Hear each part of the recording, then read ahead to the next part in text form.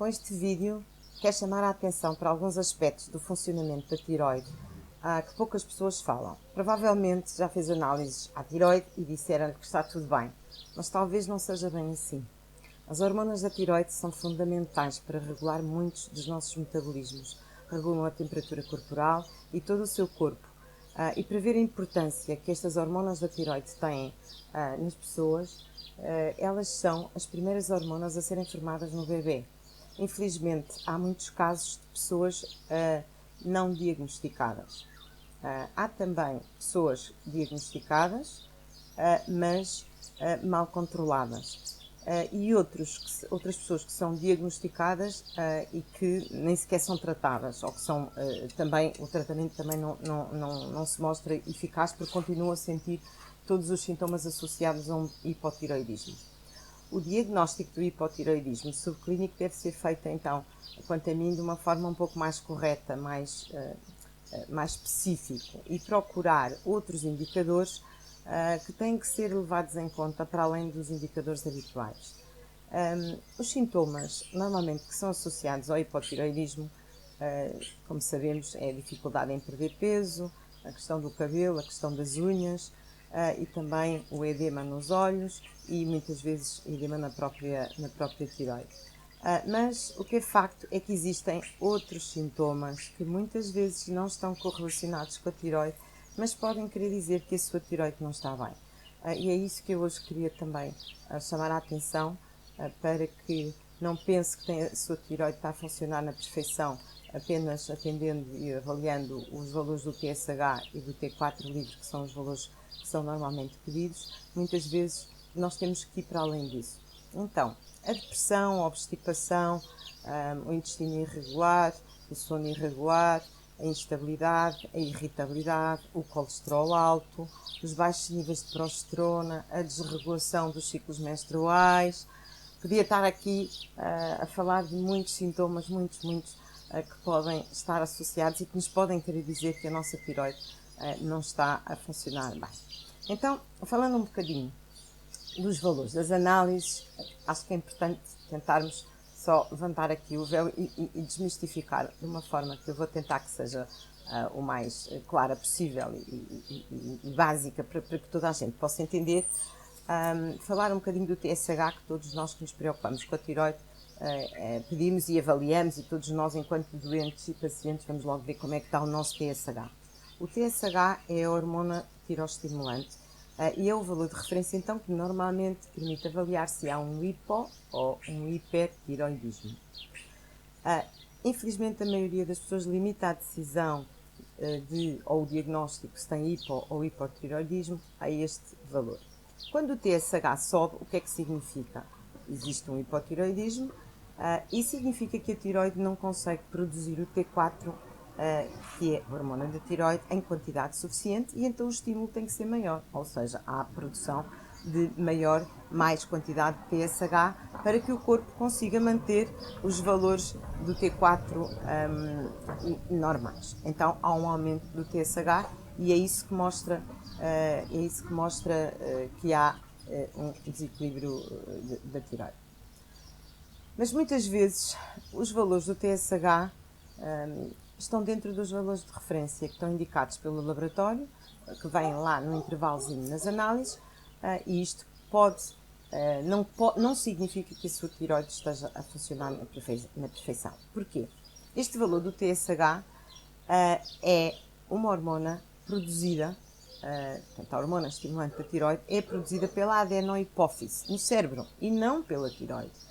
Por isso, nós podemos ter um TSH dentro dos valores normais, mas a nossa tiroide pode não estar correta, ou podemos não ter os valores corretos de tiroide. Eu acho que isto faz sentido, não é? Porque se o TSH não é produzido pela tiroide, não temos só que basear a nossa avaliação no valor do TSH. Então, se o TSH não está bem, seguramente que a sua tiroide também não está bem. Mas esta hormona estimulante da tiroide é aquela que faz com que a tiroide produza as suas hormonas. O T1, o T2, o T3, o T4 e a calcitonina.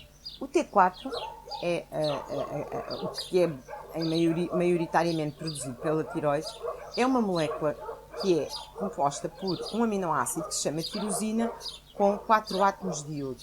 Isto é a tiroxina, que é o T4. Mas o que é mais interessante é que esta hormona, a tiroxina, não é a hormona ativa. A hormona ativa é a T3. Então, a T4 tem que ser ativada para T3, que é a triiodotironina. As células do nosso corpo têm receptores para a T3 e não para a T4. Só o cérebro é que tem receptores para a T4. Bom, então, esta passagem da T4 para a T3 é feita no fígado, nos rins e no intestino. E é fundamental que exista T3 livre em quantidade. Se o fígado, vejam como um hipotiroidismo pode também ter a ver com outras questões. Se nós temos um fígado intoxicado, se temos alguns problemas intestinais, provavelmente a conversão do T3 pode ser deficiente, a conversão do T4 para o T3. Por isso é que o jejum e programas de desintoxicação são tão importantes para nós mantermos os níveis desejados de T3 e são importantes nesta situação do equilíbrio da tiroide. Um outro problema que acontece em muitos casos de hipotiroidismo, quando os valores do TSH então são altos, as pessoas são diagnosticadas e são medicadas com a tiroxina, com o medicamento da tiroide. Pronto. E então o TSH baixa e toda a gente acha que está ótima da tiroide. E pode não ser assim. É por isso que eu queria chamar a atenção. Porquê? Porque esta maioria dos hipotiroidismos estão mal controlados. Porque quando nós vamos ver o T3 não há produção de T3. O T3 está abaixo. Ou seja, o T4, que é a tiroxina, não é transformado em T3. Porquê? As pessoas tomam T4 via oral, que é a tiroxina, o tal Eutirox, os medicamentos da tiroide, que tomam normalmente em jejum, mas pode não haver esta conversão. Então, muitas vezes, porque as pessoas são medicadas com o T4, então pode não haver então esta conversão para o T3, que é fundamental. Mas ainda há aqui mais um outro fator que tem que ser levado em conta, que vai nos complicar ainda mais. Todos estes valores podem estar normais, ou seja, o TSH, o T4 e o T3, e ainda pode haver sinais de hipotiroidismo subclínico. Isto porquê? Porque se há ausência de ferro, e infelizmente a maioria das miúdas mais novas, das mulheres que menstruam, toda a gente, imensa gente tem ferritinas muito baixas, ferritinas abaixo dos 70, se há falta de ferro, o que acontece é que a T4 é convertida numa T3 que não é uma T3 boa, não é uma T3 ativa, é uma T3 reversa. E esta T3, então, por boa que seja a titulação do T3 livre, ela pode ser reversa. E então nós continuamos a ter sinais de hipotiroidismo, certo? E o que nós vemos é que muitas vezes, a maioria das vezes, ninguém vem com a titulação do T3 reverso. T3 reverso, que eu preciso saber como é que é o T3. Se é um T3 bom, que ativa os receptores, ou se é um T3 que não é um T3 válido, que é um T3 defeituoso, digamos assim, e normalmente por falta de minerais e por falta de ferro. Portanto, é muito frequente as pessoas sentirem sintomas, estes sintomas que referi anteriormente, e o problema ser um hipotiroidismo subclínico tipo 2 não diagnosticado, porque não foram pedidas estas análises todas. TSH, T4 livre, T3 livre, T3 reverso, iodo e anticorpos do iodo. Anticorpos da tiroide, perdão. Então, a maior parte das vezes é isto que acontece e nós temos que ter atenção. É muito importante também pedir os anticorpos da tiroide. Situações de anticorpos, de presença de anticorpos, a tiroglobulina, os TG ou os TPO, os antiperoxidase, se estão aumentados, significa que nós temos a doença autoimune da tiroide, a doença tiroidite de Hashimoto. E muitas vezes também não ligamos muito a isso, a tiroidite de Hashimoto é uma das causas para o tiroidismo, o hipotiroidismo subclínico. E se tiver hipotiroidite de Hashimoto, provavelmente tem hipotiroidismo subclínico que deve ser também corrigido. Assim como ser corrigida a questão da doença autoimune, que isto depois dá muitos vídeos para percebermos a questão das doenças autoimunes, mas isto para dizer que se tem tiroidite de Hashimoto, tem que tratar a doença autoimune, tem que tratar o intestino e tem que fazer uma abordagem para essa doença autoimune. Uma abordagem muito integrativa, porque apesar da tiroidite de Hashimoto como consequência ter apenas o hipotiroidismo subclínico, ela pode levar a outra doença autoimune. Quando nós temos uma doença autoimune, nunca vem só uma doença autoimune. Então, e agora que já ficou a saber um pouco mais do funcionamento da tiroide e desta questão do TSH, do T4, do T4 livre, do T3 livre, do T3 reverso, do IUD, etc., falta saber então como é que nós vamos identificar, saber se temos uma tiroide eficaz, funcionando, em bom funcionamento ou não.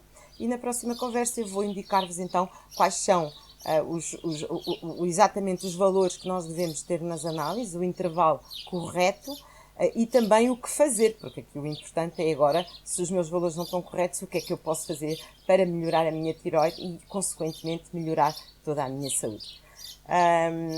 Ficamos por aqui nessa conversa e na próxima então vamos falar um pouquinho mais sobre a tiroide. Um beijinho e até outro dia.